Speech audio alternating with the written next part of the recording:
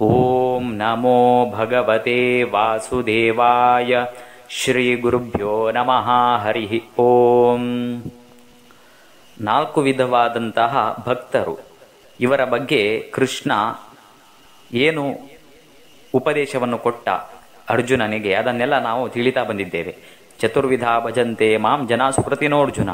ಅರ್ಥ, ಅರ್ಥಾರ್ಥಿ, ಜಿಜ್ಞಾಸು, ಜ್ಞಾನಿ, ಹೀಗೆ 4 ರೀತಿಯ ಮುಖ್ಯವಾಗಿ ಜನರು ಅಪೇಕ್ಷೆಯನ್ನಿಟ್ಟು ಭಗವಂತನಲ್ಲಿ ಶರಣು ಬರ್ತಾರೆ, ಕೃಷ್ಣನನ್ನು ಆರಾಧಿಸ್ತಾರೆ. ಅದರಲ್ಲಿ ಕೂಡ ಹೇಳಿದೇನೆಂದರೆ, ತೇಷಾಂ ಜ್ಞಾನಿ ನಿತ್ಯಯುಕ್ತ ಏಕಭಕ್ತಿರ್ವಿಶಿಷ್ಯತೆ. ಅದರಲ್ಲೂ ಕೂಡ ಎಲ್ಲರಿಗಿಂತ ಮಿಗಿಲಾದ ಭಕ್ತ ಯಾರಂದರೆ ಅವನು ಜ್ಞಾನಿ, ನಿಜವಾದಂಥ ಭಕ್ತ ಜ್ಞಾನಿ. ಯಾರಿಗೆ ನನ್ನ ತತ್ವಜ್ಞಾನದಲ್ಲಿಯೇ ಆಸಕ್ತಿ ಇದೆಯೇ, ಅಂತಹ ತತ್ವಜ್ಞಾನಿ ಯಾರಿದ್ದಾನೆ ಅವನು ಸಹ ನನಗೆ ಶರಣೆ ಬರ್ತಾನೆ. ಆದರೆ ಉಳಿದವರಿಗಿಂತ ಶ್ರೇಷ್ಠನಾದವ, ಉತ್ತಮನಾದಂತಹ ಒಂದು ಜ್ಞಾನಿ ಯಾರಂದರೆ, ಭಕ್ತ ಯಾರಂದರೆ, ಅವನು ಕೇವಲ ನನ್ನ ತಿಳುವಳಿಕೆಗೋಸ್ಕರ, ಭಗವಂತನ ಪ್ರಾಪ್ತಿಗೋಸ್ಕರ ಯಾರು ತನ್ನ ಜೀವನವನ್ನೇ ಈ ಜ್ಞಾನಾರ್ಜನೆಗೋಸ್ಕರ ಮೀಸಲಿಡ್ತಾನೋ ಅಂಥವನು ಉತ್ತಮನಾಗಿದ್ದಾನೆ. ಮತ್ತೆ ನಾನೇ ಆಗಿ ಅವನಿಗೆ ಸಿಗ್ತೇನೆ ಅಂತ ಹೇಳಿ ಕೃಷ್ಣ ಹೇಳಿದ್ದನ್ನೆಲ್ಲ ನಾವು ಚಿಂತನೆ ನಡೆಸಿದ್ದೇವೆ. ನಂತರ ಕೃಷ್ಣ ಹೇಳುವುದು, ಉದಾರ ಸರ್ವ ಏವೈತೆ ಜ್ಞಾನಿ ತ್ವಾತ್ಮೈವ ಮೇಮತಂ ಆಸ್ಥಿತ ಸಹಿ ಯುಕ್ತಾತ್ಮ ಮಾಮೇವಾನುತ್ತಮಾಂ ಗತಿಂ. ಈ ಜ್ಞಾನಿಯಾದವ ಯಾರಿದ್ದಾನೆ ಅವನು ತನ್ನ ಸಾಕ್ಷಾತ್ ಸ್ವರೂಪನೇ ಆಗಿದ್ದಾನೆ ಅಂತ ಕೃಷ್ಣ ಹೇಳುವುದು. ಈ ಜ್ಞಾನಿಯಾದವನು ನನ್ನ ಸಾಕ್ಷಾತ್ ಸ್ವರೂಪ. ನೋಡಿ, ಕೃಷ್ಣ ಹೇಳ್ತಾನೆ ಏನಂದರೆ, ಯದಾ ಯದಾ ಹಿ ಧರ್ಮಸ್ಯ ಗ್ಲಾನಿರ್ಭವತಿ ಭಾರತ ಅಲ್ವಾ. ಅಂದರೆ ಇದನ್ನು ನಾವು 4ನೇ ಅಧ್ಯಾಯದಲ್ಲಿ ಕೇಳಿದ್ದೇವೆ. ಪ್ರತಿ ಯುಗದಲ್ಲಿ ಭಗವಂತ ಅವತಾರವೆತ್ತಿ ಈ ಜಗತ್ತಿನಲ್ಲಿ ಬರ್ತಾನೆ. ಯಾತಕ್ಕೋಸ್ಕರ? ಧರ್ಮದ ಅವನತಿಯಾಗುವಾಗ ಧರ್ಮವನ್ನು ಉದ್ಧಾರ ಮಾಡಲಿಕ್ಕೋಸ್ಕರ, ಮತ್ತು ಅಜ್ಞಾನಿಗಳಲ್ಲಿ ಜ್ಞಾನವನ್ನು ಮೂಡಿಸ್ಲಿಕ್ಕೋಸ್ಕರ ಬರುವುದು. ಆದರೆ ಇದು ಯಾವಾಗ ಸೀಮಿತ ಅಂದರೆ, ಕೇವಲ ಕೃತಯುಗ, ತ್ರೇತಾಯುಗ ಮತ್ತು ದ್ವಾಪರ ಯುಗ, ಈ 3 ಯುಗದಲ್ಲಿ ಮಾತ್ರ ಭಗವಂತ ತಾನೇ ಸ್ವತಃ ಅವತಾರವೆತ್ತಿ ಬರುವವನು. ಆದರೆ ಕಲಿಯುಗದಲ್ಲಿ ದೇವರು ಅವತಾರವೆತ್ತಿ ಬರುವುದಿಲ್ಲ. ಹಾಗಾದರೆ ಕಲಿಯುಗದಲ್ಲಿ ಧರ್ಮದ ರಕ್ಷಣೆಯನ್ನು ಯಾರು ಮಾಡುವವರು, ಮತ್ತು ಜ್ಞಾನದ ಪ್ರಸಾರವನ್ನು ಯಾರು ಮಾಡುವವರು? ಅದಕ್ಕೆ ಇಲ್ಲಿ ಕೃಷ್ಣ ಹೇಳುವುದು, ಜ್ಞಾನಿ ತ್ವಾತ್ಮೈವ ಮೇಮತಂ. ಬೇರೆ ಯುಗದಲ್ಲಿ ನಾನೇ ಆಗಿ ಅವತಾರವೆತ್ತಿ ಜ್ಞಾನದ ಪ್ರಸಾರ ಮಾಡಿದರೆ, ಈ ಕಲಿಯುಗದಲ್ಲಿ ನಾನು ಹಾಗೆ ಅಲ್ಲ. ಜ್ಞಾನಿಗಳ ಮುಖಾಂತರ ಈ ಜಗತ್ತಿನಲ್ಲಿ ಬಂದು ಯಾರು ಅಜ್ಞಾನಿಗಳಿದ್ದಾರೆ, ಯಾರು ಅಧರ್ಮದ ದಾರಿಯಲ್ಲಿ ಹೋಗ್ತಿದ್ದಾರೆ ಅವರಿಗೆ ಬುದ್ಧಿವಾದ ನೀಡ್ತೇನೆ. ಮತ್ತು ಸಜ್ಜನರಿಗೆ ಯಾವುದೇ ಗೊಂದಲವಿಲ್ಲದೆ ನಿಜವಾದ ಸತ್ಯದ ಮಾರ್ಗವನ್ನು ನಾನು ತೋರಿಸ್ತೇನೆ ಅಂತ ಕೃಷ್ಣ ಹೇಳಿದ್ದು. ಜ್ಞಾನಿ ತ್ವಾತ್ಮೈವ ಮೇಮತಂ. ನಾವು ಸರಿಯಾಗಿ ಇದನ್ನು ಅರ್ಥ ಮಾಡಿಕೊಳ್ಬೇಕು. ನಿಜವಾದ ಜ್ಞಾನಿ ಯಾರಿದ್ದಾನೆ, ತತ್ವಜ್ಞಾನಿ, ಅವನು ಸಾಕ್ಷಾತ್ ಭಗವಂತನ ಸ್ವರೂಪ. ಹೇಳುವಾಗ ಹೇಳಿದ ಅಲ್ವಾ, ಚತುರ್ವಿಧ ಭಜಂತೆ ಮಾಂ ಜನ ಸುಕೃತಿನೋರ್ಜುನ. ಅರ್ಥೋ ಜಿಜ್ಞಾಸುರರ್ಥಾರ್ಥಿ ಜ್ಞಾನಿ ಚ ಭರತರ್ಷಭ. ಎಲ್ಲರೂ ಸಹ ನನ್ನ ಭಕ್ತರೇ. ಯಾರು ನನಗೆ ಶರಣು ಬರ್ತಾರೆ ಅವರ ಅಪೇಕ್ಷೆ ಯಾವುದೇ ಇರಬಹುದು, ಹಣದ ಅಪೇಕ್ಷೆ ಇರಬಹುದು, ಅಥವಾ ಸಂಸಾರದ ಯಾವುದೇ, ಅವನಿಗೆ ಆರೋಗ್ಯ ಬೇಕಂತ ಬರಬಹುದು, ತಿಳುವಳಿಕೆಗೋಸ್ಕರ ಬರಬಹುದು. ಎಲ್ಲರೂ ನನ್ನ ಭಕ್ತರೇ, ನನಗೆ ಶರಣು ಬರುವವರು. ಆದರೆ ಜ್ಞಾನಕ್ಕೋಸ್ಕರ ಯಾರು ನನಗೆ ಶರಣಾಗ್ತಾರೋ ಅವರು ಸಾಕ್ಷಾತ್ ನನ್ನ ಸ್ವರೂಪ ಅಂತ ಕೃಷ್ಣ ಹೇಳುವುದು.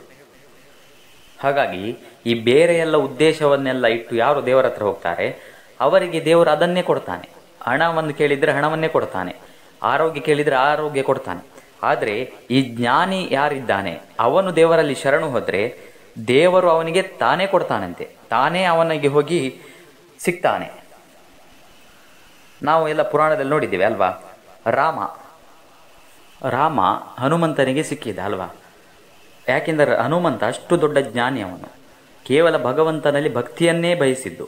ಅಂತಹ ಹನುಮಂತನಿಗೆ ರಾಮ ಸ್ವತಃ ತಾನಾಗಿ ಒಲೆದು ಬಂದ. ಹಾಗಾಗಿ ನಾವು ಯಾವತ್ತೂ ಜ್ಞಾನಕ್ಕೋಸ್ಕರ ಅಪೇಕ್ಷೆ ಪಡಬೇಕು.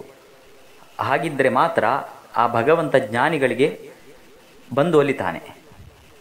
ಬಹೂನಾಂ ಜನ್ಮನಾಮಂತೆ ಜ್ಞಾನವಾನ್ ಮಾಂ ಪ್ರಪದ್ಯತೆ ವಾಸುದೇವ ಸರ್ವಮಿತಿ ಸಮಹಾತ್ಮ ಸುದುರ್ಲಭ. ಈ ದೇವರ ಬಗ್ಗೆ ತಿಳುವಳಿಕೆಯನ್ನು ನಮಗೆ ಬರ್ತದೆ ನೋಡಿ. ಅಂದರೆ ಸರಿಯಾದಂಥ ಅಪರೋಕ್ಷ ಜ್ಞಾನ ಅದು ಒಂದು ಜನ್ಮದಲ್ಲಿ ಬರುವುದಲ್ಲ, ಖಂಡಿತವೂ ಅಲ್ಲ, ಸಾಧ್ಯವೇ ಇಲ್ಲ. ನೋಡಿ, ನಾವು ತುಂಬ ಎಲ್ಲ ಪೋಸ್ಟ್ ಡಾಕ್ಟರೇಟ್ ಮಾಡ್ತೇವೆ, ಮತ್ತು ತುಂಬ ದೊಡ್ಡ ದೊಡ್ಡ ಕೋರ್ಸ್ಗಳನ್ನೆಲ್ಲ ಮಾಡ್ತೇವೆ ಅಲ್ವಾ. CA ಮಾಡ್ತೇವೆ, MBA ಮಾಡ್ತೇವೆ, ದೊಡ್ಡ ದೊಡ್ಡ IPS ಎಕ್ಸಾಮ್ ಎಲ್ಲ ಬರೆದೆಲ್ಲ ಪಾಸ್ ಆಗ್ತೇವೆ.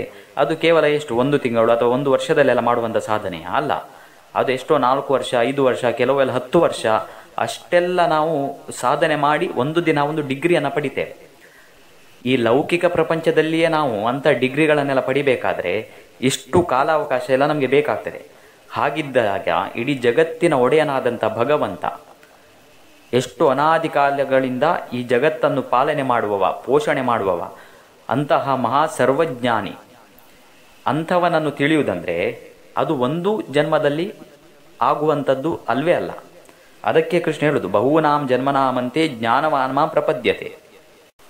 ಇಷ್ಟೆಲ್ಲ ಹಲವಾರು ಸಾಧನೆಗಳನ್ನೆಲ್ಲ ಮಾಡಿ ಕೊನೆಗೆ ನಮ್ಗೆ ಏನು ತಿಳಿಬೇಕಂದ್ರೆ, ಎಂಥ ಒಂದು ಪ್ರಜ್ಞೆ ನಮ್ಮಲ್ಲಿ ಮೂಡಬೇಕಂದ್ರೆ, ವಾಸುದೇವ ಸರ್ವಮಿತಿ.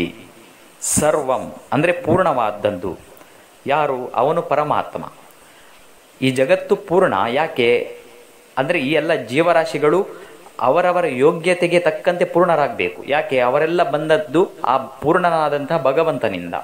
ಅಂತಹ ಪೂರ್ಣತ್ವವನ್ನು ನಾವು ಸೇರಬೇಕಾದ್ರೆ ನಾವು ನಮ್ಮ ಒಂದು ಯೋಗ್ಯತೆಗೆ ತಕ್ಕಂತೆ ನಾವು ಪೂರ್ಣರಾಗಬೇಕು. ಆದರೆ ನಿಜವಾದಂಥ ಪೂರ್ಣತ್ವ ಅದು ಯಾರದ್ದು? ಅದು ಭಗವಂತನದ್ದು. ಈ ಜಗತ್ತು ಸತ್ಯವಾದದ್ದು. ಯಾಕೆ? ಅದು ಆ ಸತ್ಯದಿಂದ ಬಂದಂತಹ ಈ ಜಗತ್ತು. ಹಾಗಾಗಿ ಈ ಎಲ್ಲ ಜಗತ್ತಿನ ಒಡೆಯ ಯಾರು? ಭಗವಂತ. ಇಲ್ಲಿ ನಡೆಯುವಂತಹ ಎಲ್ಲ ಕಾರ್ಯಗಳು ಅದಕ್ಕೆಲ್ಲ ಕಾರಣನಾದವನು ವಾಸುದೇವ. ವಾಸುದೇವಂ ಸರ್ವಮಿತಿ. ಅವನನ್ನು ಬಿಟ್ಟರೆ ಬೇರೆ ಯಾರೂ ಸಹ ಅಲ್ಲ. ತುಂಬ ದೇವತೆಗಳಿರ್ಬೋದು, ಆದರೆ ಅವರ ಮುಖಾಂತರ ಎಲ್ಲ ಕಾರ್ಯಗಳನ್ನು ಮಾಡುವವ ಅವನು ನಾರಾಯಣ. ವಾಸುದೇವ ಅಂತ ಕೃಷ್ಣನಿಗೆ ನಾವು ಕರಿತೇವೆ. ಯಾಕೆಂದರೆ ಒಂದು ಪುರಾಣದ ಕತೆ. ಯಾಕೆ?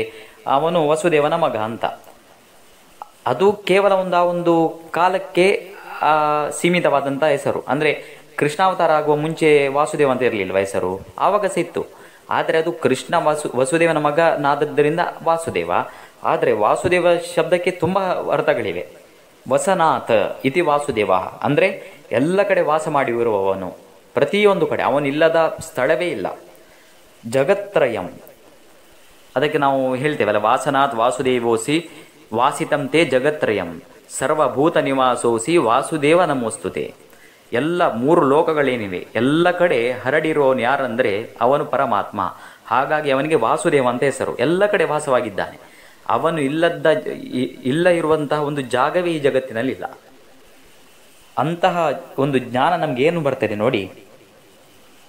ಸ ಮಹಾತ್ಮ ಸುದುರ್ಲಭ, ಅದು ತುಂಬ ದುರ್ಲಭ. ಅದು ಆ ಜ್ಞಾನ ಬರುವುದು ಸಹ ದುರ್ಲಭ, ಅಂತಹ ಜ್ಞಾನಿಗಳು ಸಹ ದುರ್ಲಭ.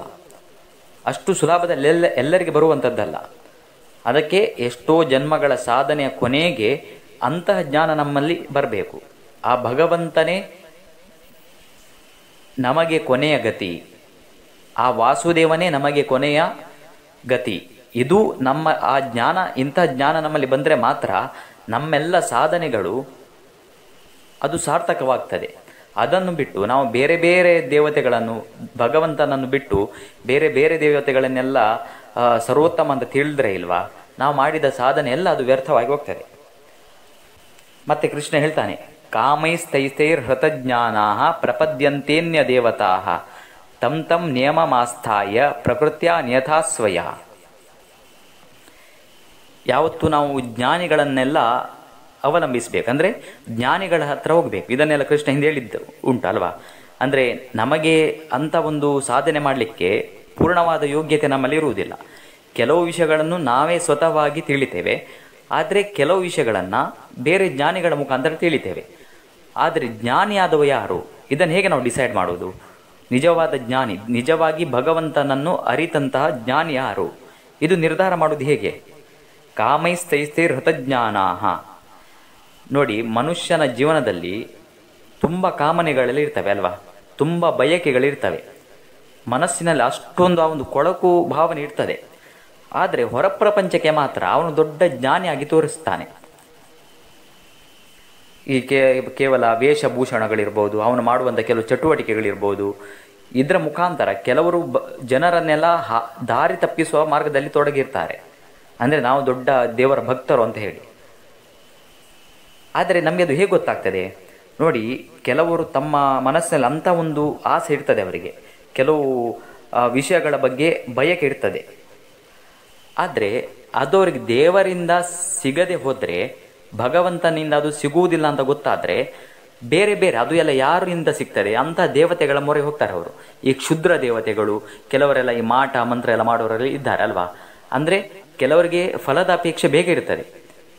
ಈಗ ನೋಡಿ, ನಮಗೆ ಸಹ ನೋಡಿ, ಈಗ ಒಂದು ಮಾವಿನ ಹಣ್ಣಿನ ಗಿಡ ನೆಟ್ಟು ನನಗೆ ಈಗಲೇ ಮಾವಿನ ಹಣ್ಣು ಬೇಕಂದ್ರೆ ಆಗ್ತದಾ? ಇಲ್ಲ, ಅದಕ್ಕೆ ನಾವು ಕಾಯಬೇಕು. ಹಾಗೇನೆ ಕೆಲವರು ಹಾಗೆ ಅಲ್ಲ, ಅವರಿಗೆ ಕರ್ಮದ ವಿಷಯ ಗೊತ್ತಿರುವುದಿಲ್ಲ. ಯಾಕೆಂದರೆ ಭಗವಂತ ನಮಗೆ ಕರ್ಮಕ್ಕೆ ತಕ್ಕಂತೆ ಆಯಾ ಕಾಲಕ್ಕೆ ನಮಗೆ ಫಲವನ್ನು ಕೊಡುವುದು, ಅಂಥ ಜ್ಞಾನ ಅವರಲ್ಲಿ ಇರುವುದಿಲ್ಲ. ಕೇವಲ ನಮಗೆ ಒಂದು ಯಾವುದೊಂದು ಕಾಮನೆ ಉಂಟು, ಅದು ಬೇಗ ನಮ್ಗೆ ಈಡೇರಬೇಕು. ಅದಕ್ಕೋಸ್ಕರ ಅದು ಭಗವಂತನಲ್ಲಿ ಪ್ರಾರ್ಥನೆ ಮಾಡಿ ಸಿಗದೆ ಹೋದ ಹಂತದಲ್ಲಿ ಅದು ಯಾರಿಂದ ಎಲ್ಲ ಲಭಿಸ್ತಾರೆ ನೋಡಿ, ಅಂಥ ಆ ಕ್ಷುದ್ರ ದೇವತೆಗಳ ಮೊರೆ ಹೋಗ್ತಾರೆ, ಅಂಥವರನ್ನೆಲ್ಲ ಆರಾಧಿಸ್ತಾರೆ. ಪ್ರಪದ್ಯಂತೇನ್ಯ ದೇವತಾ, ಅಂತಹ ದೇವತೆಗಳನ್ನು ಯಾರಿಂದ ಫಲ ಬೇಗ ಸಿಗ್ತದೆ ಅವರ ಮೊರೆ ಹೋಗ್ತಾರೆ, ಅವರನ್ನು ಸರ್ವೋತ್ತಮರೆಂದು ತಿಳಿತಾರೆ. ಕೃಷ್ಣ ಹೇಳ್ತಾರೆ ನೋಡಿ, ಅಂಥವರನ್ನು ನೀನು ಜ್ಞಾನಿಗಳ ಗುಂಪಿನಲ್ಲಿ ಸೇರಿಸಬೇಡ, ಅಂಥವರನ್ನು ನೀನು ಜ್ಞಾನಿಗಳಂತ ಹೇಳಬೇಡ.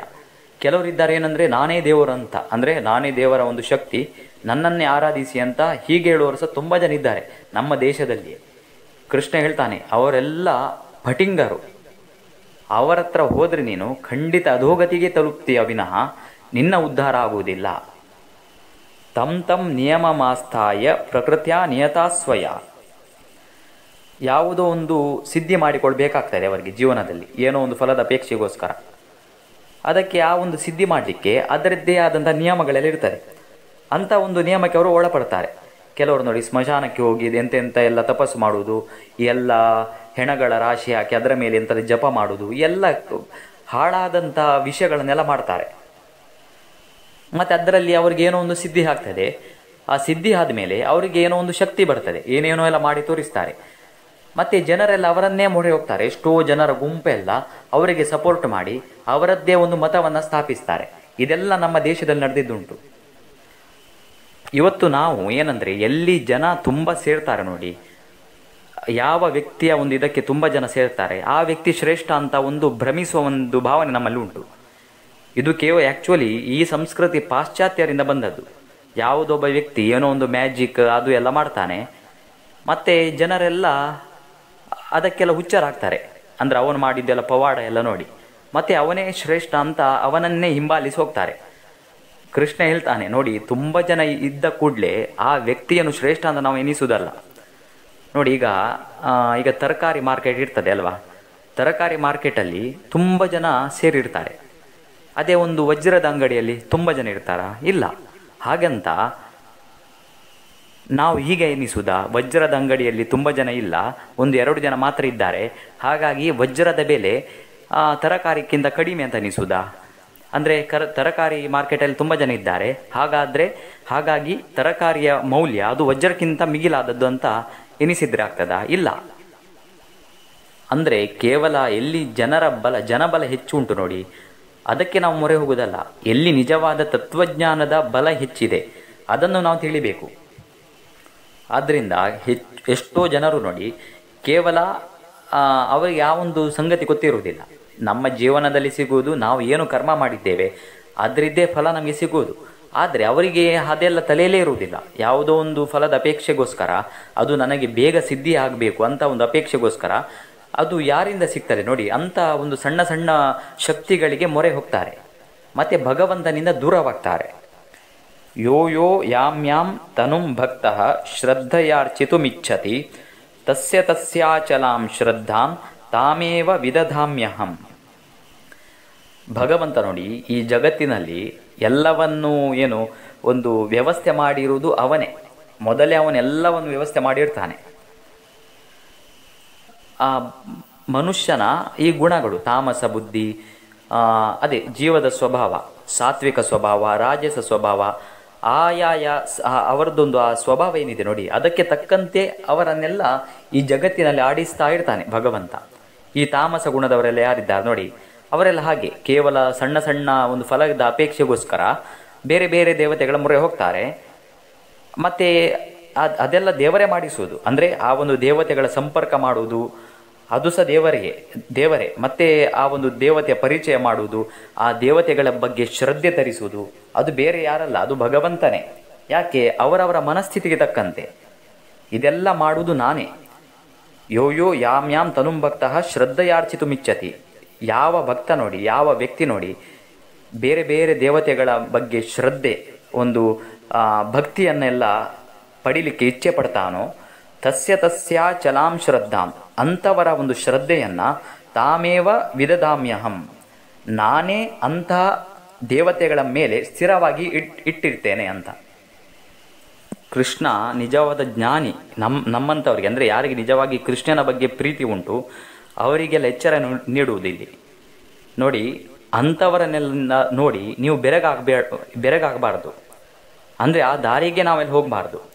ಯಾರು ದೇವರನ್ನು ಕೃಷ್ಣನನ್ನೇ ಸರ್ವೋತ್ತಮ ಅಂತ ತಿಳಿತಾರೋ ಅಂಥವರನ್ನು ನಾವು ಹಿಂಬಾಲಿಸಬೇಕೇ ವಿನಃ ಕೇವಲ ಒಂದು ವಿವಿಧ ಫಲಕ್ಕೋಸ್ಕರ ಬೇರೆ ಬೇರೆ ದೇವತೆಗಳ ಮೊರೆ ಹೋಗ್ತಾರೆ ಯಾರು ನೋಡಿ, ಅಂಥವರನ್ನು ನಾವು ಹಿಂಬಾಲಿಸಲೇಬಾರದು. ಮತ್ತು ನಾವು ಸಹ ಆ ಒಂದು ಫಲದ ಅಪೇಕ್ಷೆಗೋಸ್ಕರ ಬೇರೆ ಬೇರೆ ದೇವತೆಗಳನ್ನು ಹಿಂಬಾಲಿಸಬಾರ್ದು. ಯಾಕೆ? ಆ ದೇವತೆಗಳಿಂದ ನಮಗೆ ಏನು ಸಿಕ್ಕರೂ ಕೂಡ ಅದು ಭಗವಂತನ ಇಚ್ಛೆಯಿಂದಲೇ ಸಿಗುವಂಥದ್ದು. ಆ ಭಗವಂತನೇ ನಮ್ಮ ಮನಸ್ಸನ್ನು ಆ ದೇವತೆಗಳ ಕುರಿತು ಆಸಕ್ತಿ ಮೂಡಿಸಿ ಆ ದೇವತೆಗಳ ಮುಖಾಂತರ ನಮಗೆ ಫಲವನ್ನು ಕೊಡುವಂಥದ್ದು. ಹಾಗಾಗಿ ಆ ದೇವತೆಗಳ ಮುಖಾಂತರ ನಾವು ಯಾಕೆ ಹೋಗಬೇಕು?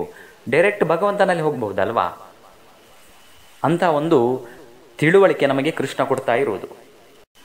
ಸತಯಾ ಶ್ರದ್ಧಯಾ ಯುಕ್ತಃ ತಸ್ಯಾರಾಧನಮೀಹತೆ ಲಭತೆ ಚ ತತಃ ಕಾಮಾನ್ ಮಯ್ಯೇವ ವಿಹಿತಾನ್ ಹಿತಾನ್. ಮಯ್ಯೇವ ವಿಹಿತಾನ್ ಹಿತಾನ್.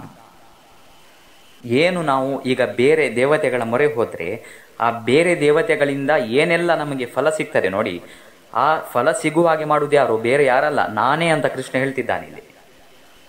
ಅಂದರೆ ಈ ಫಲದ ಅಪೇಕ್ಷೆಗೋಸ್ಕರ ನಮಗೆ ಬೇರೆ ಬೇರೆ ದೇವತೆಗಳ ಬಗ್ಗೆ ಶ್ರದ್ಧೆ ಬರ್ತದೆ. ಕೃಷ್ಣನನ್ನು ನಾವು ಮರಿತೇವೆ. ನಿಜವಾದ ಭಗವಂತನೇ ಯಾರು, ಅವನ ಸರ್ವೋತ್ತಮತ್ವವನ್ನು ನಾವು ಮರಿತೇವೆ. ಯಾಕೆಂದರೆ ನಮಗೆ ಅದರಿಂದ ಏನು ಉಪಯೋಗವಿಲ್ಲ ಅಂತ ಒಂದು ಭಾವನೆ ನಮ್ಮಲ್ಲಿ ಬರ್ತದೆ.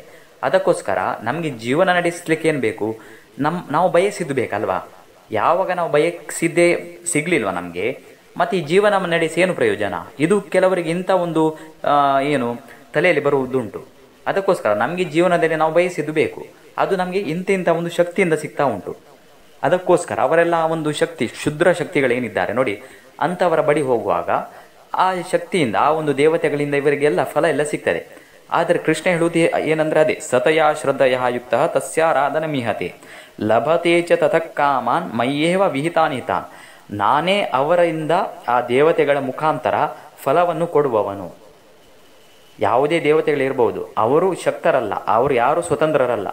ಅವರು ಸಹ ಏನಾದರೂ ಸಹ ಬೇರೆ ಜನರಿಗೆ ಈ ಫಲವನ್ನೆಲ್ಲ ಕೊಡಬೇಕಾದ್ರೆ ಅವರು ಸಹ ನನ್ನ ಮೊರೆ ಬರಬೇಕು ಅಂತ ಇಲ್ಲಿ ಕೃಷ್ಣ ಹೇಳುವುದು ನೋಡಿ. ಎಲ್ಲ ಕೃಷ್ಣ ಹೇಳ್ತಿದ್ದಾನೆ ಏನಂದರೆ, ನನಗೆ ಶರಣು ಬನ್ನಿ, ನಾನೇ ಸರ್ವೋತ್ತಮ, ನಾನೇ ಅಂತ ಹೇಳ್ತಿದ್ದಾನೆ. ಏನೋ ಒಂದು ನಮಗೆ ಒಂದು ಜೀವನದಲ್ಲಿ ಒಂದು ಸಿಲುಕಿಸ್ಬೇಕಂತ ಆ ಒಂದು ಉದ್ದೇಶದಿಂದ ಹೇಳುವುದಲ್ಲ ಇಲ್ಲಿ ಕೃಷ್ಣ. ಮತ್ತೆ ನಾವು ಏನಾದರೂ ಮಾಡಿದರೆ ಅದರಿಂದ ಭಗವಂತನಿಗೆ ಏನು ಸಹ ಲಾಭವಿಲ್ಲ. ಈಗ ನಾವು ದೇವರಿಗೆ ಶರಣು ಹೋಗುವುದು, ದೇವರೇ ಸರ್ವೋತ್ತಮ ಅಂತ ತಿಳಿಯುವುದು, ದೇವರಿಗೆ ಅದರಿಂದ ಏನೂ ಸಹ ಆಗುವುದಂತ ಇಲ್ಲ. ಅವನು ಸರ್ವೋತ್ತಮನೇ, ಅವನು ಪೂರ್ಣನೇ, ಅವನಿಗೆಲ್ಲ ಈ ಜಗತ್ತೇ ಅವನದ್ದು. ಆಗಿದ ಮೇಲೆ ಅವನಿಗೆ ನಮ್ಮಿಂದ ಏನೂ ಸಾಗಲಿಕ್ಕೆ ಆಗುವಂಥ ಅಗತ್ಯವೇ ಇಲ್ಲ ಅವನಿಗೆ. ಅಂದರೆ ಅವನ ಉಪಯೋಗಕ್ಕೋಸ್ಕರ ಇದೆಲ್ಲ ಹೇಳುವುದಲ್ಲ, ನನ್ನನ್ನೇ ನಂಬಿ ನನ್ನನ್ನೇ ಫಾಲೋ ಮಾಡಿ ಅಂತ ಕೃಷ್ಣ ಹಾಗೆ ಹೇಳುವುದಲ್ಲ. ಇದೆಲ್ಲ ನಮ್ಮ ಉದ್ಧಾರಕ್ಕೋಸ್ಕರ ಹೇಳುವುದು.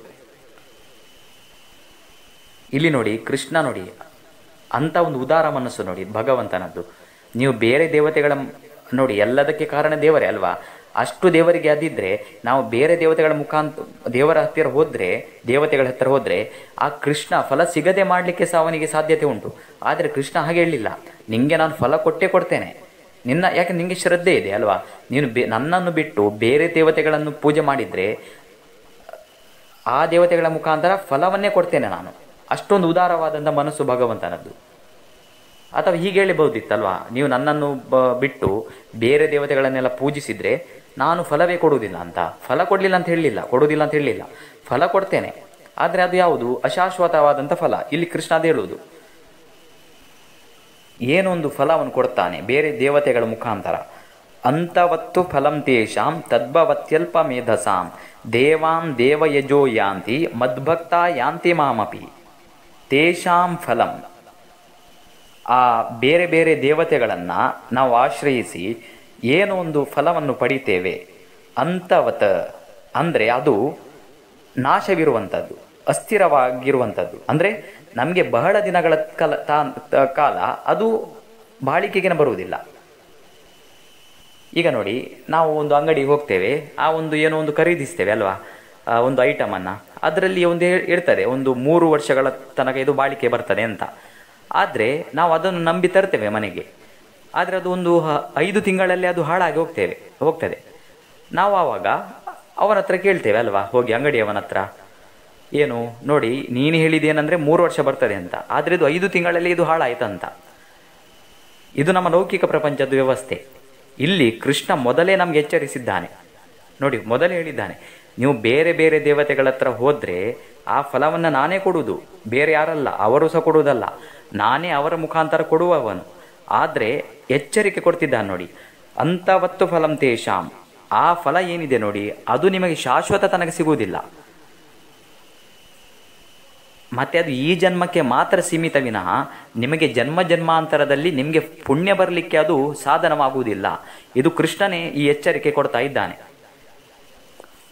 ಇಷ್ಟೆಲ್ಲ ನಮಗೆ ತಿಳಿದ್ರೂ ಕೂಡ ನೋಡಿ, ನಾವು ಬೇರೆ ಬೇರೆ ದೇವತೆಗಳ ಹತ್ರ ಹೋಗ್ತೇವೆ ಅಲ್ವಾ. ಅಂದರೆ ಅದು ನಮ್ಮ ದೌರ್ಭಾಗ್ಯ, ಅದು ನಮ್ಮ ಜೀವನದ್ದು. ಕೃಷ್ಣನೇ ಹೇಳಿದ್ದು. ಅಂದರೆ ಈ ಭಗವದ್ಗೀತೆ ಓದಿದ್ರಿಂದ ಇದೆಲ್ಲ ನಮಗೆ ವಿಚಾರಗಳು ತಿಳಿಬೇಕು. ಜೀವನದಲ್ಲಿ ನಿಜವಾದ ಸತ್ಯದ ವಿಷಯಗಳು ನಮಗೆ ತಿಳಿಬೇಕು. ಆ ತಿಳಿದ ಮೇಲೂ ಕೂಡ ನಾವು ಅದು ಅಸತ್ಯದ ಮಾರ್ಗ ಹೋದರೆ ಅದಕ್ಕೆ ಏನೂ ಮಾಡಲಿಕ್ಕೆ ಆಗುವುದಿಲ್ಲ. ಅದು ನಮ್ಮ ಒಂದು ಏನು ಪ್ರಾರಬ್ಧ ಕರ್ಮ ಅಂತ ನಾವು ತಿಳಿಬೇಕು. ಅದಕ್ಕೆ ಕೃಷ್ಣ ಹೇಳ್ತಾನೆ, ನಾನು ಇಷ್ಟು ಹೇಳಿದರೂ ಕೂಡ ಜನರು ಈ ಹಾದಿಯನ್ನು ಬಿಟ್ಟು ಬೇರೆ ಹಾದಿಯಲ್ಲಿ ಹೋಗ್ತಾರೆ. ಅದಕ್ಕೆ ಅವನು ಏನು ಹೇಳ್ತಾನೆಂದರೆ, ಅಲ್ಪಮೇಧಸಾಂ, ನಮಗೆ ಸತ್ಯ ಗೊತ್ತಿದ್ದು ಕೂಡ ನಾವೀಗ ಅಂಗಡಿಯಲ್ಲಿ ನೋಡಿ, ನಮಗೆ ಅಂಗಡಿಯಲ್ಲಿ ಗೊತ್ತಾಯಿತು ಆ ಒಂದು ಐಟಮ 3 ವರ್ಷ ತನಕ ಬಾಳಿಕೆ ಬರುವುದಿಲ್ಲ, ಸ್ವಲ್ಪ ತಿಂಗಳು ಮಾತ್ರ ಬಾಳಿಕೆ ಬರ್ತದೆ, ನಮಗೆ ಗೊತ್ತಾಯಿತು, ಅನುಭವ ಆಯಿತು. ಆದರೂ ಕೂಡ ನಾವು ನೆಕ್ಸ್ಟ್ ಟೈಮ್ ಹೋಗಿ ಅದನ್ನೇ ತಗೊಂಡ್ರೆ ನೋಡಿ ನಮ್ಮ ಪರಿಸ್ಥಿತಿ ಬೇಕಲ್ವಾ, ಅಂದರೆ ನಮ್ಮ ಮನಸ್ಸಿನ ಪರಿಸ್ಥಿತಿ. ಅದಕ್ಕೆ ಕೃಷ್ಣ ಇಲ್ಲಿ ಹೇಳುವುದು ಅಲ್ಪಮೇಧಸರು ಅವರು ಅಂತ. ಅಂದರೆ ಅಂಥ ಒಂದು ಬುದ್ಧಿಯ ಕೊರತೆ ಇರುವವರು, ಅವರಿಗೆ ಬುದ್ಧಿಯೇ ಇಲ್ಲ, ವಿವೇಕತೆಯೇ ಇಲ್ಲ ಅವರಿಗೆ. ಯಾಕೆಂದರೆ ದೇವರು ಏನಾದರೂ ಕೊಡುವುದಾದರೆ ಅದು ತುಂಬ ತಡವಾಗ್ಬೋದು, ನಾವು ದೇವರ ಹತ್ರ ಅಪೇಕ್ಷೆ ಪಟ್ಟದ್ದು. ಆದರೆ ದೇವರು ಖಂಡಿತ ಕೊಟ್ಟೇ ಕೊಡ್ತಾನೆ, ಆದರೆ ಅದು ಶಾಶ್ವತವಾಗಿ ಉಳಿತದೆ ಅದು. ಮತ್ತು ನಾವು ಒಂದು ವಿಚಾರವನ್ನು ಇಲ್ಲಿ ಸರಿ ತಿಳಿಬೇಕು. ಈ 2ನೇ ಅಧ್ಯಾಯ 3ನೇ ಅಧ್ಯಾಯ ಅದರಿಂದ ನಾವೆಲ್ಲ ತಿಳಿದಿದ್ದೇವೆ. ಏನು, ನಮ್ಮ ಜೀವನದಲ್ಲಿ ಏನು ಫಲ ಬರ್ತದೆ, ಅದು ಅದು ಏನು ಒಳ್ಳೆಯದಿರ್ಬೋದು ಕೆಟ್ಟದಿರ್ಬೋದು, ಅದು ನಮ್ಮ ಕರ್ಮಗಳ ಮೇಲೇನೆ ಹೊಂದಿರುವುದಲ್ವಾ. ನಮ್ಮ ಕರ್ಮ ಏನಿದೆ ನೋಡಿ ಅದಕ್ಕೆ ತಕ್ಕಂತೆ ಭಗವಂತ ನಮಗೆ ಪ್ರತಿ ಸಲ ಜನ್ಮದಲ್ಲಿ ಹಾಕುವಾಗ ಇಷ್ಟೇ ಫಲ ಅಂತ ಅವನು ಏನು ನಿರ್ಧಾರ ಮಾಡಿ ಬಿಟ್ಟಿದ್ದಾನೆ. ಅವನು ಅಷ್ಟೊಂದು ಡೆಪಾಸಿಟ್ ಮಾಡಿ ಬಿಟ್ಟಿದ್ದಾನೆ. ಇಂತಹ ವ್ಯಕ್ತಿ ಇಷ್ಟು ಕರ್ಮ ಮಾಡಿದ್ದಾನೆ, ಹಾಗಾಗಿ ಅವನಿಗೆ ಇಷ್ಟು ಫಲ ಅಂತ. ನಾವು ಪುನಃ ಅದಕ್ಕೋಸ್ಕರ ಒದ್ದಾಡುವುದಿಲ್ವಾ, ಅದು ಏನು ಅರ್ಥಹೀನ ಅದು. ಅದೇ ಕೃಷ್ಣ ಹೇಳಿದ್ದೇನೆಂದರೆ ಹಿಂದೆ, ಫಲದ ಅಪೇಕ್ಷೆ ಪಡಬೇಡ ಅಂತ. ಯಾಕೆ ಅಪೇಕ್ಷೆ ಪಡಬಾರ್ದು ಅಂತ ಹೇಳುವುದಂದರೆ, ನಮಗೆ ಮೊದಲೇ ಅದು ಫಲ ಇಷ್ಟು ಸಿಗ್ತದೆ ಅಂತ ಡಿಸೈಡ್ ಆಗಿರ್ತದೆ. ನಮ್ಮ ಒಂದು ಪ್ರಾರಬ್ಧ ಕರ್ಮದಲ್ಲಿ ಡೆಪಾಸಿಟ್ ಆಗಿರ್ತದೆ. ಅದು ಸಿಕ್ಕೇ ಸಿಗ್ತದೆ. ನಾವು ಬೇಡ ಅಂದರೂ ಕೂಡ ನಮಗೆ ಸಿಗ್ತದೆ. ಯಾಕೆಂದರೆ ನಾವು ಕರ್ಮ ಮಾಡಿದ್ದೇವೆ, ಅದಕ್ಕೆ ಸರಿಯಾಗಿ ಫಲ. ಆದರೆ ನಿಜವಾದ ಫಲ ಅಂದರೆ ಯಾವುದು? ನಿಜವಾದ ಫಲ ಅದು ಮೋಕ್ಷ ಅಥವಾ ಭಗವಂತನ ಬಗ್ಗೆ ಜ್ಞಾನ, ಭಗವಂತನ ಮೇಲೆ ಭಕ್ತಿ. ಅದು ನಿಜವಾದಂಥ ಫಲ. ಅದು ನಾವು ಬಯಸಬೇಕು. ಯಾಕೆಂದರೆ ನಮಗೆ ಪ್ರತಿ ಜನ್ಮದಲ್ಲಿ ನಮ್ಮ ಎಲ್ಲ ಒಂದು ಉಪಯೋಗಕ್ಕೆ ಬರುವುದು ಅದು ಮಾತ್ರ. ಉಳಿದ ಫಲ ಎಲ್ಲ ಏನಂದರೆ ಅದು ನಾವು ಸತ್ತ ಮೇಲೆ ಅದು ನಾಶವಾಗಿ ಹೋಗ್ತದೆ. ಅದು ಮತ್ತು ಬೇರೆ ಜನ್ಮದಲ್ಲಿ ಅದು ಬರುವುದಿಲ್ಲ. ಮತ್ತು ಬೇರೆ ಜನ್ಮದಲ್ಲಿ ನಮಗೆ ಯಾವ ಫಲ ಬರುವುದಂದರೆ, ನಾವು ಈ ಜನ್ಮದಲ್ಲಿ ಏನು ಕರ್ಮ ಮಾಡಿದ್ದೇವೆ ಅದೇ ನಮಗೆ ಬರುವುದು. ಹೊರತು ಈ ಜನ್ಮದಲ್ಲಿ ನಮಗೆ ಏನು ಒಂದು ಕ್ಷುದ್ರ ದೇವತೆಗಳಿಂದ ಒಂದು ಫಲ ಸಿಕ್ಕಿದೆ, ಅದು ಬೇರೆ ಜನ್ಮದಲ್ಲಿ ನಮಗೆ ಉಪಯೋಗಕ್ಕೆ ಬರುವುದಿಲ್ಲ. ಆದ್ದರಿಂದ ಈ ಫಲದ ಬಯಕೆಗೋಸ್ಕರ ನಾವು ಅಂದರೆ ಯಾವುದು ನಮಗೆ ಸಿಗ್ತದೆ ಅಂತ ಒಂದು ಡಿಸೈಡ್ ಆಗಿದೆ ನೋಡಿ, ದೇವರು ಕೊಡುವಂಥ ಫಲ, ಅದಕ್ಕೋಸ್ಕರ ನಾವು ಕಷ್ಟಪಡುವುದಕ್ಕೆ ಅದು ವ್ಯರ್ಥ. ಅದು ಕಷ್ಟಪಡುವುದು. ಯಾಕೆಂದರೆ ಅದು ಬೇಡ ಅಂದರೂ ಕೂಡ ನಮಗೆ ಸಿಗ್ತದೆ. ನಮ್ಮ ಕರ್ಮ, ಪ್ರಾರಬ್ಧ ಕರ್ಮದ ಫಲ. ಮತ್ತೆ ದೇವರು ಹೇಳ್ತಾನೆ, ದೇವಾನ್ ದೇವ ಯಜೋ ಯಾಂತಿ ಮದ್ಭಕ್ತ ಯಾಂತಿ ಮಾಮಪಿ. ನೋಡಿ, ನೀವು ದೇವತೆಗಳನ್ನು ಆರಾಧಿಸಿದರೆ ನೀವು ದೇವತೆಗಳ ಲೋಕಕ್ಕೆ ಹೋಗ್ತೀರಾ, ನನಗೆ ಬಂದು ಸೇರುವುದಿಲ್ಲ. ನೀವು ಶಾಶ್ವತವಾದಂಥ ನನ್ನ ಒಂದು ಪರಮ ಸ್ಥಿತಿಗೆ ಬಂದು ನೀವು ತಲುಪುವುದಿಲ್ಲ. ಆದರೆ ನೀವು ನನ್ನನ್ನು ಭಜಿಸಿದರೆ ಇಲ್ವಾ, ನೀವು ದೇವತೆಗಳ ಲೋಕಕ್ಕೆ ಸಹ ಹೋಗ್ತೀರಿ. ಅಷ್ಟೇ ಅಲ್ಲ, ಶಾಶ್ವತವಾದಂಥ ನನ್ನ ಆನಂದವನ್ನು ಸಹ ನೀವು ಅನುಭವಿಸ್ತೀರಿ. ಮದ್ಭಕ್ತ ಯಾಂತಿ ಮಾಮಪಿ ಅಂದರೆ ಅವರು ನನ್ನನ್ನೇ ಪಡೀತಾರೆ, ನನ್ನನ್ನು ಭಜಿಸೋರು ನನ್ನನ್ನೇ ಪಡೀತಾರೆ, ಮತ್ತೆ ಪುನರ್ಜನ್ಮವನ್ನು ಪಡೆಯುವುದಿಲ್ಲ. ಯಾವ ಗತಿಗೆ ಹೋದರೆ ಅಂಥ ಒಂದು ಆನಂದ ಸಿಗ್ತದೋ, ಶಾಶ್ವತವಾದ ಆನಂದ ಸಿಗ್ತದೋ ಅಂಥ ಒಂದು ನನ್ನ ಒಂದು ಸಾಯುಜ್ಯಕ್ಕೆ ಬಂದವರು ತಲುಪ್ತಾರೆ. ಹಾಗಾಗಿ ನಾವು ಯಾವತ್ತೂ ಕೃಷ್ಣನನ್ನು ಸರ್ವೋತ್ತಮ ಅಂತ ತಿಳಿಯುವಂಥದ್ದು ಇದು ತುಂಬ ಅಗತ್ಯವಾಗಿ ಬೇಕಾಗಿರುವಂಥದ್ದು ನಮ್ಮ ಜೀವನದಲ್ಲಿ.